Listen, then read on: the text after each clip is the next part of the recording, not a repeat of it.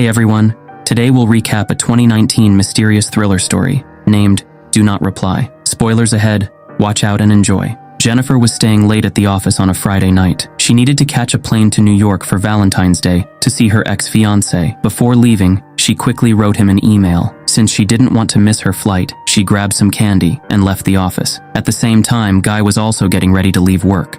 They both ended up waiting for the elevator together. Jennifer got on the elevator on the 49th floor, and Guy joined her on the 42nd floor. Guy tried to start a conversation and make jokes, but Jennifer didn't seem interested in talking. Guy showed Jennifer an etching on the elevator wall, but suddenly the elevator stopped. He tried all the buttons and even the alarm, but nothing worked, even though the lights were still on. They waved to the camera, but nobody responded. To make things worse, their phones had no service because they were underground. Jennifer worried about missing her flight and wondered where the building's security was. 15 minutes later, they tried calling for help and banging on the door, but still no luck. Guy thought there might be an escape hatch, so he lifted Jennifer up to check the ceiling. She hurt her hand banging on it, so he put her down. An hour passed, and Jennifer realized she'd miss her flight. Despite Guy's attempts to lighten the mood with jokes, she cursed in frustration. They finally introduced themselves and continued chatting as they waited for help.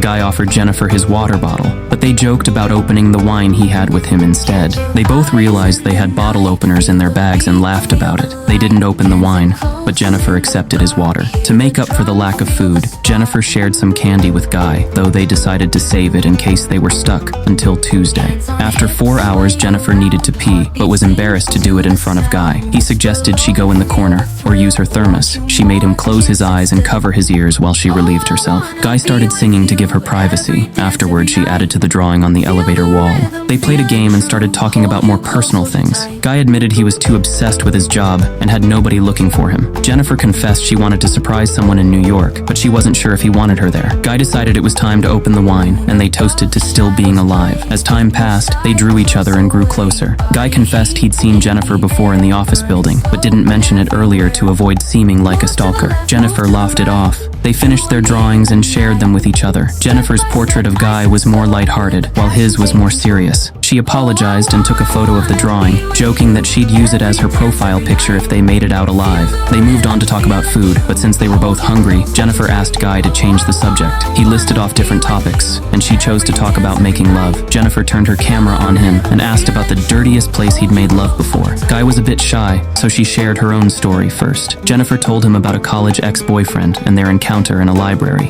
When it was Guy's turn, he still felt hesitant to share. Jennifer encouraged him to make up a story, so he told one about a work picnic where things got steamy in a car. Guy admitted feeling uncomfortable and stopping things. He apologized, but Jennifer reassured him it was fine. Feeling a connection, Guy awkwardly kissed her, and they began to make love in the elevator. Afterward, Guy expressed his feelings, but Jennifer pulled away, revealing her desire to reconcile with her ex. She explained that while their encounter was enjoyable, she wanted to keep things casual because her feelings for her ex were genuine. Guy, convinced of their connection, expresses his belief that Jennifer's ex doesn't deserve her. Jennifer becomes angry, stating that she still loves her ex, and that once they're out of the elevator, they'll go their separate ways. Despite her insistence, Guy continues to assert that they belong together. Jennifer is frustrated by his persistence, especially considering their current situation. Suddenly, Guy undergoes a transformation, and Jennifer senses a shift in his demeanor. He reveals his true identity, confessing that he lied about where he worked and even his name. He admits to watching her every day at work, showing her security photos and videos he took of her, detailing the times and dates. Jennifer is frightened as Guy discloses that he is actually the building's security guard. He becomes angry, lamenting how people like him often go unnoticed.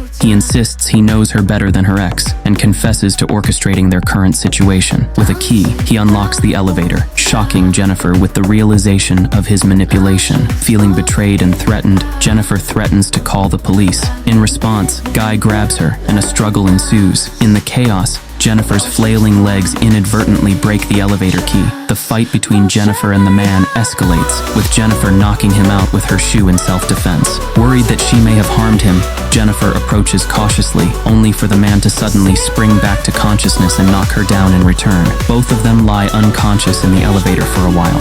When Jennifer wakes up, she finds the man already awake. She demands to know why he did what he did. He explains that he wanted to isolate her from the outside world so they could form a genuine connection. He believes they had not just a date, but an entire relationship during their time stuck in the elevator. Jennifer remains skeptical, convinced that someone will eventually come to rescue them. However, she soon learns that the man has taken all the shifts for the extended weekend, meaning they won't be rescued until Tuesday. Faced with this realization, Jennifer asks what he plans to do. His chilling response is that he'd rather kill her than go back to prison.